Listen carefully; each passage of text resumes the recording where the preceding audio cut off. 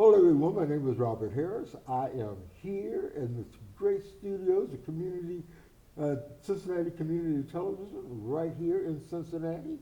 And we are interviewing today a good doctor who is with UC. She is the director of UC Cancer Center.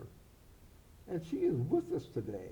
And she is going to talk to us about the need for a community center for cancer. A center for cancer. Because cancer scares almost everyone who hears it. Here's the name cancer, and they are afraid of it. And good doctor here is going to introduce herself, and she's going to talk to us about what the center is going to be doing, what the center is about, and why you, as a community person, needs to be involved. So, good doctor, I'm going to ask you to introduce yourself, talk to us a little bit about who you are, why you are involved, and why this city, why this community of Greater Cincinnati needs a cancer center. Okay. So, Great, thank you, Robert. thank you. As you said, my name is Melinda Butsch Kovacic. I am the Associate Director for Community Outreach and Engagement at the UC Cancer Center. We have two co-directors that oversee the whole clinical and research paradigm of the UC Cancer Center, and that's Syed Ahmad and Bill Barrett. So they asked me to lead the community outreach and engagement effort. Why did they ask me? Because I've been working in communities since 2010. My first community partner was the Seven Hills Neighborhood Houses in the West End. And I started working in the community because I had a research study where I wanted to understand disparities in cancer and asthma. At that time, I was at Cincinnati Children's Hospital. Today, I work both at UC and at Children's Hospital. And a lot of what I do right now is a program called We Engage for Health, and that is a program that promotes health using materials that we've co-created with community members. So we actually ask community members to get involved in what is needed from their community, and we create materials so that they can themselves go into their own communities and promote health. I became part of the Cancer Center, I think last year in April, and so I haven't been doing it that long yet, but we've been really working on creating an infrastructure to engage the community and hear the community's voice, and so that we can actually set priorities that are really matter to the community. And this excites me because I love to, one, create infrastructure, and I love the fact that they really want to listen to the community's voice, when historically that hasn't happened. This sounds great. It sounds really, really great. So why is it so important that there's community participation? Well, traditionally, cancer centers have done research, and research matters because there is innovation and there is high quality care associated with research, especially clinical trials.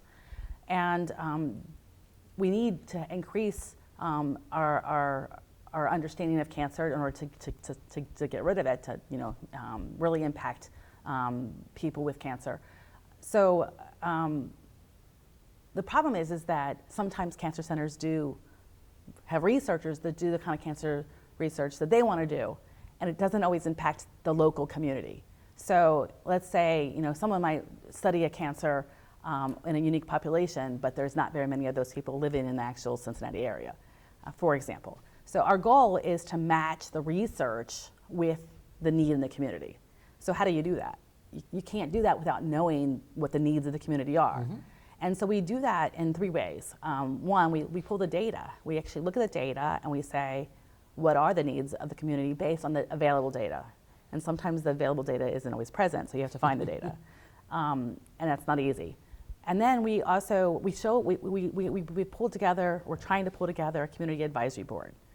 And there's different kinds of advisory boards. The one that we're pulling together is of organizational stakeholders. And so we are pulling people that are on other cancer relevant organizations or leading those organizations. And we're asking them to be the voice of the community, to start at least. And that means telling us what they're seeing in the community, what people are saying, what are the disparities in the community that they're noticing, what are the hardships in getting screening, for example.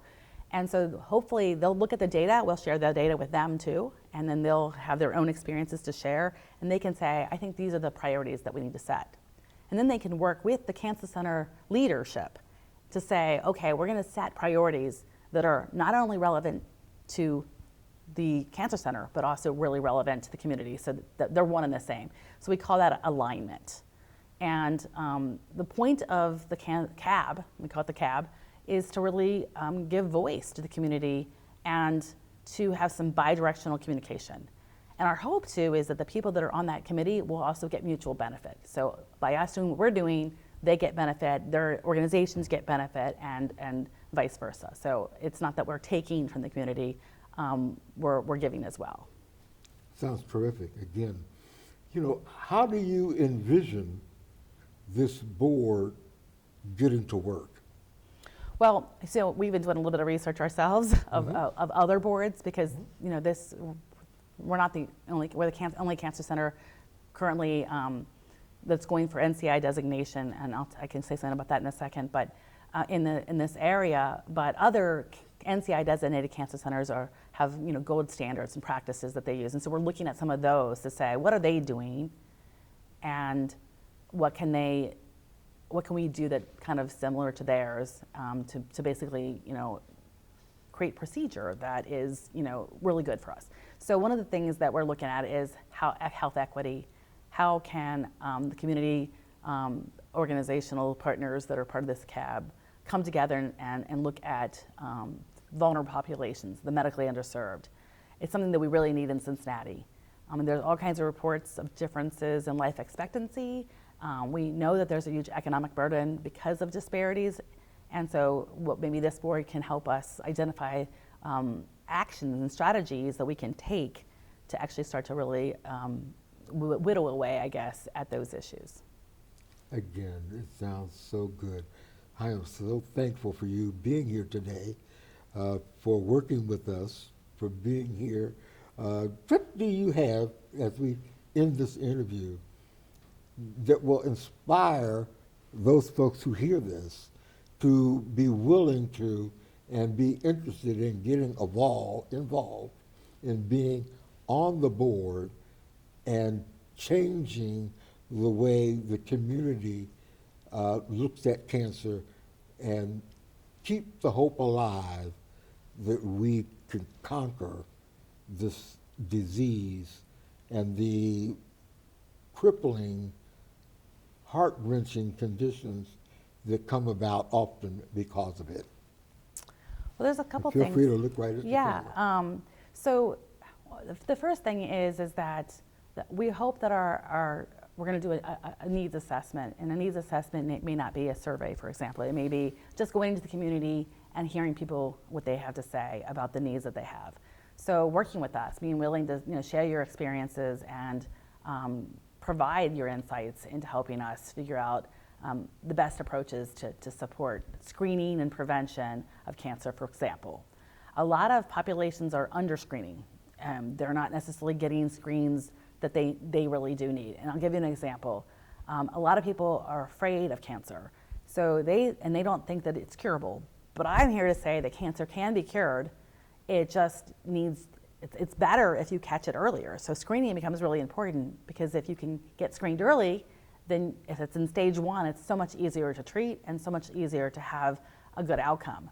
But some populations, some people are afraid, so they think that it's a death sentence, and so they wait to get screened, or they wait till they have symptoms, and then they finally tell someone about their symptoms, and then they find out that they have cancer, and then it's a little bit harder to treat when it's at that stage.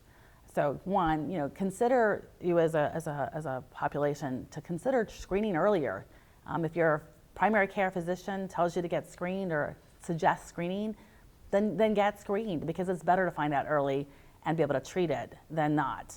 If you don't have a primary care provider, honestly, everyone should be seeing a primary care provider, especially if you're over 40, and talking about symptoms that you're having so that that doctor can say, yeah, I think we may want to screen you for breast cancer, or maybe we need to screen you for colon cancer.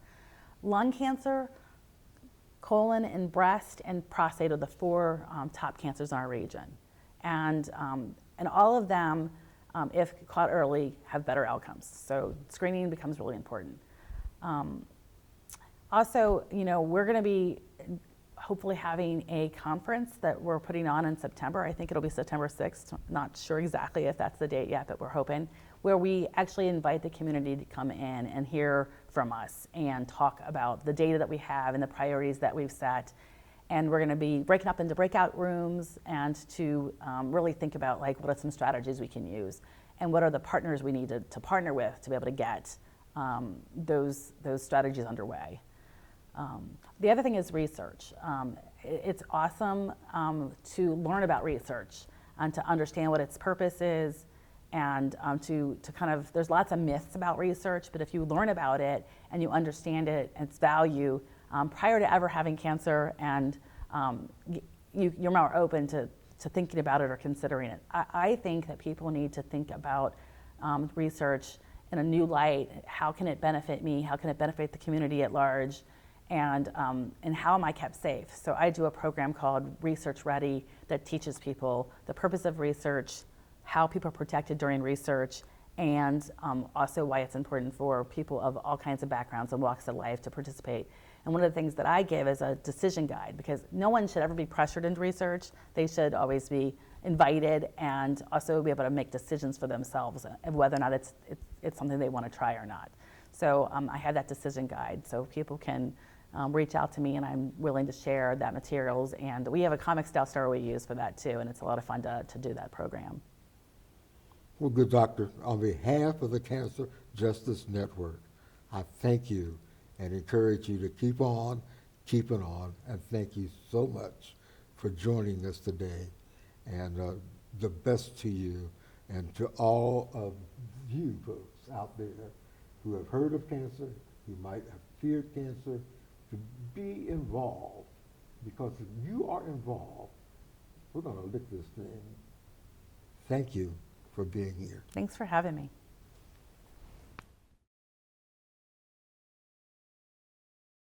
Hello everyone, my name is Robert Harris, and I am the Robert Harris Institute International. And what we do is that we exist to bring you information that will help you to make decisions about your health, about your life, about your economics, and about who you are as a human being. And I just kind of go around the city and go around the country. And actually, I've gone around different places in the world. I've been to Egypt. I've worked with people from the UK. I was a promoter of and an advisor to the BBC when they were here in Cincinnati, looking at artists with disabilities and with artists without disabilities in both the UK and the United States. And so I'm very happy to have been involved with that.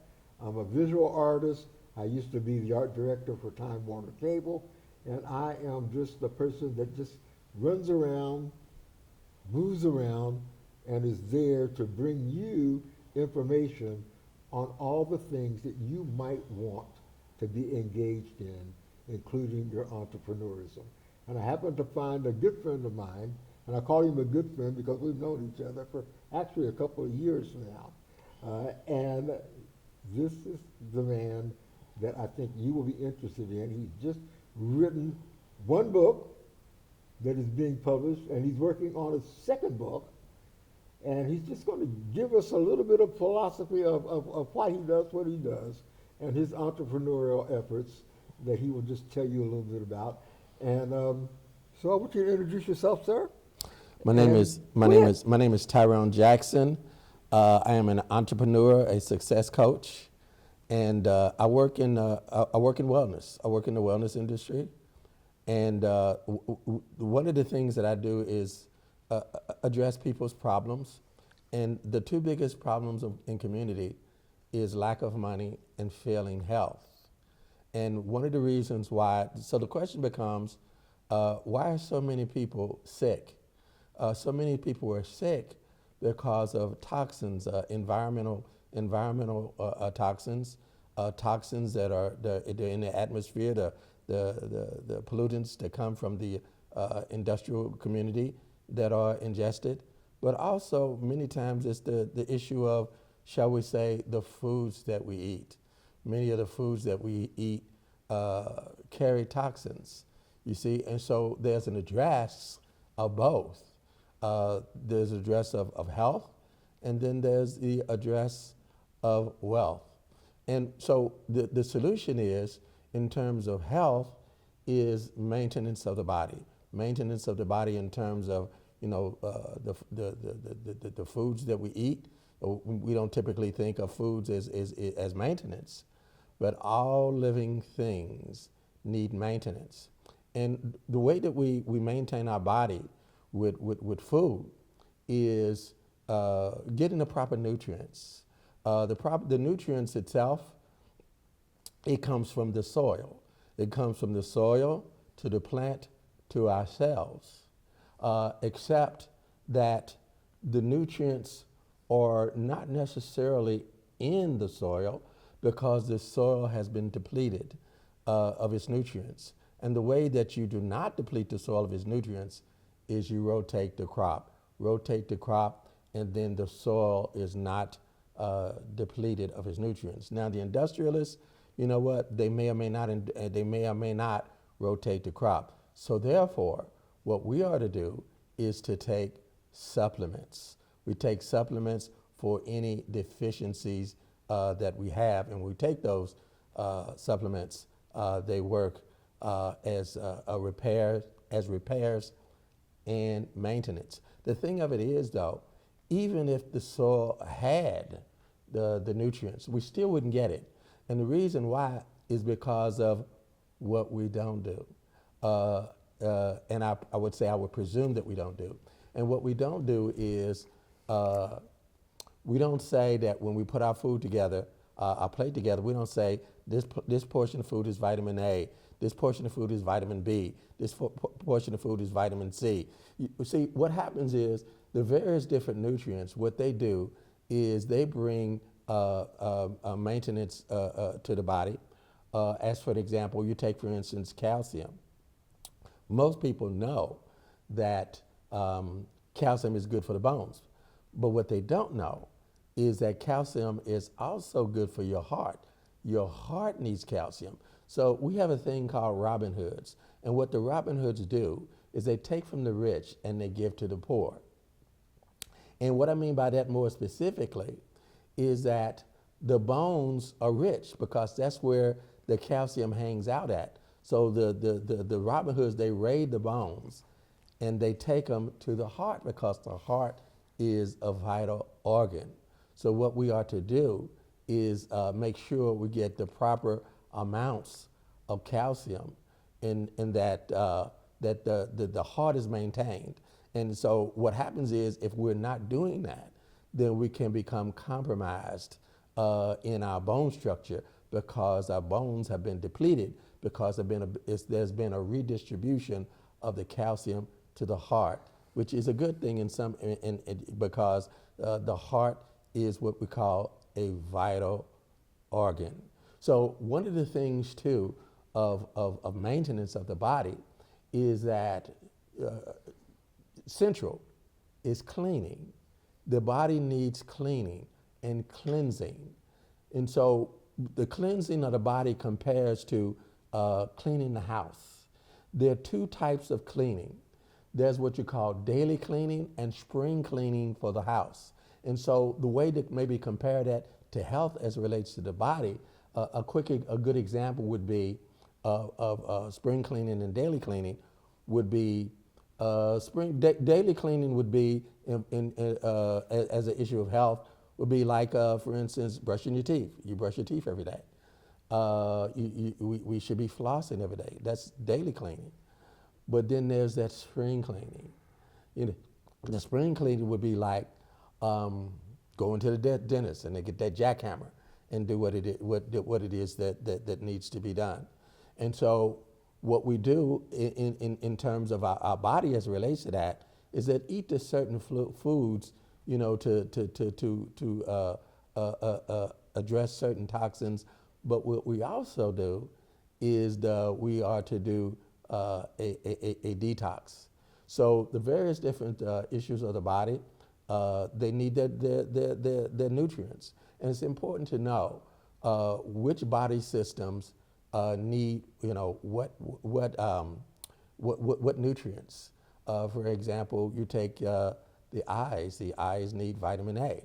And so what we are to do is to make sure we get that daily intake of vitamin A, to keep our eyes sharp. One of the things too in terms of nutrition is vitamin D. Vitamin D is very, very important.